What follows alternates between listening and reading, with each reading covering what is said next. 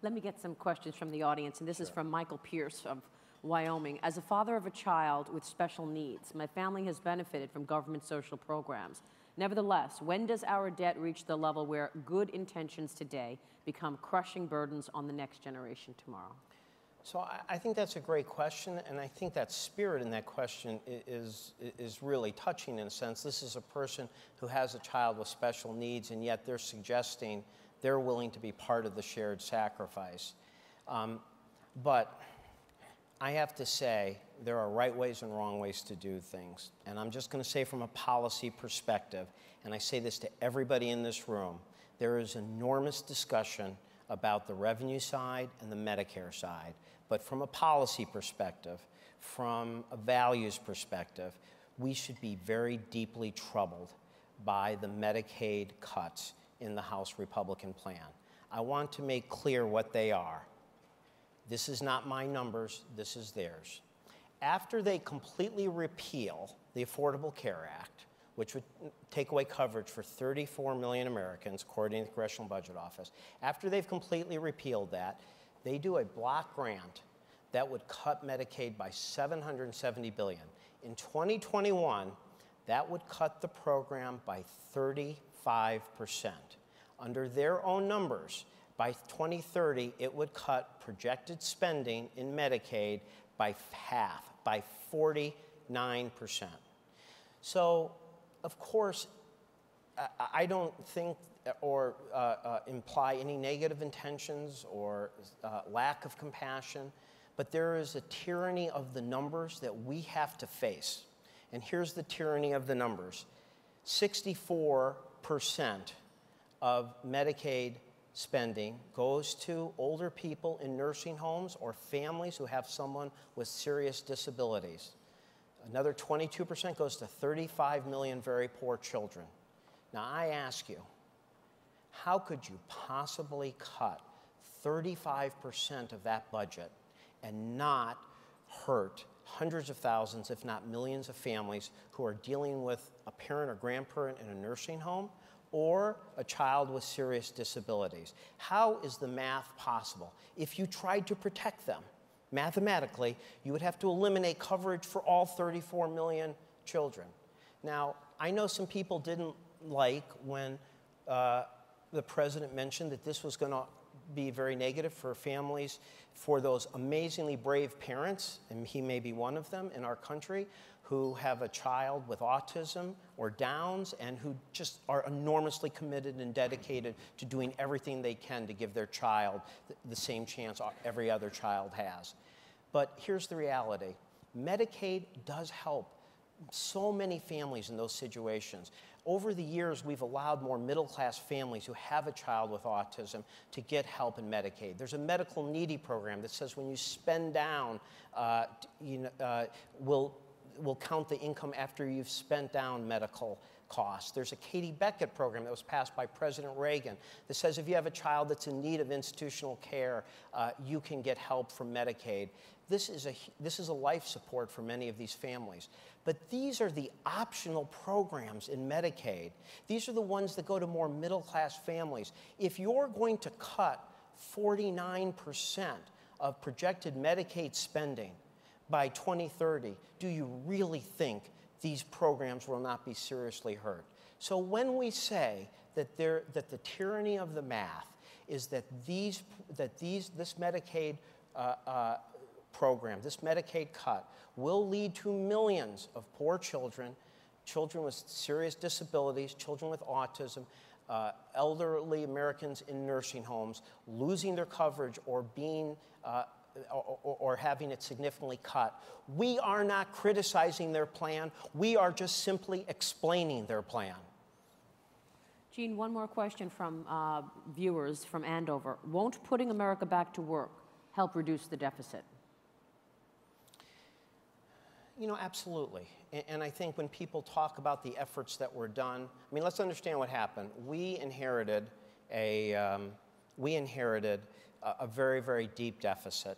And there's no question that we took efforts through the Recovery Act to add money temporarily to the deficit to help get our economy back. But we don't think those increase the deficit or the debt. We think they help prevent us from going into a prolonged deep recession or even a depression. So of course growth is important. And we're at a point right now where we have 9% unemployment, we have private sector job growth strengthening, but not good enough. And so we have to do this the right way. We have to do it with balance. We need to be able to say that, that we are giving confidence to investors and people who create jobs around the world that the United States is still a good place to invest because we get our fiscal house in order. We're willing to implement significant cuts and select revenue increases to do so, but we do so in a way that's phased in and doesn't hurt our economy, because that would be counterproductive. And secondly, and I just want to make just an overall point, because I think it's very important. For so many people, like Pete Peterson and others, who have devoted themselves to us dealing with the baby boom retirement, the long-term entitlement, part of the theory behind us dealing with us is that we didn't want to be a society that spent so much just on older Americans that we lost our ability to invest in our children, in education, in the science and research and innovation that's important to our future productivity. It was very much that type of thinking that led so many people to want to deal early on with the aging of our population. But what is happening right now is there's become a very, I think, unfortunate desire to simply cut domestic discretionary spending across the board to unprecedented low levels, even though this is the area where the National Institute of Health is in, the National Science Foundation, Pell Grants, Head Start. We need to do fiscal discipline going forward. But as the president said, you don't unload a plane that's loaded up too high, needs to have some weight taken off it, but you don't take the engine out. So we need to have a balanced plan that does not take our levels of domestic spending to such low levels that it might sound good for press releases, it might sound good, but where we are actually define one of the fundamental goals of dealing with our long-term entitlement situation by actually failing to invest in our children, failing to invest in research, medical research, innovation. And I think that's very, very important as we go forward. Which aspects of Chairman Ryan's plan would the administration be willing to incorporate to get the Republican buy-in? Look, I think there's places that are very difficult for us to go to. I think the hardest really, when you look at Medicaid block grants and food stamp block grants, those are things that I think would be very, very difficult for us to ever support. Number one, we think it takes away the basic social compact in those programs and would lead to the type of very unfortunate cuts we just discussed. Secondly, I don't think they're wise economic policy. The Federal Reserve estimates that the fact that we have what they call automatic stabilizers, things like food stamps and unemployment insurance and Medicaid, that where we increase spending as we go through recessions or more people go into poverty, helps smooth out our business cycle, our recessions.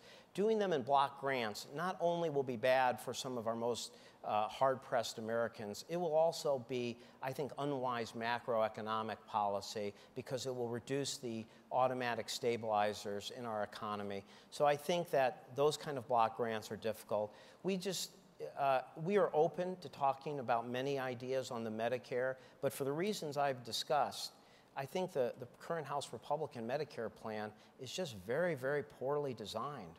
I mean, it just, to make beneficiaries pay $6,000 more so that the government can get $615 more in savings.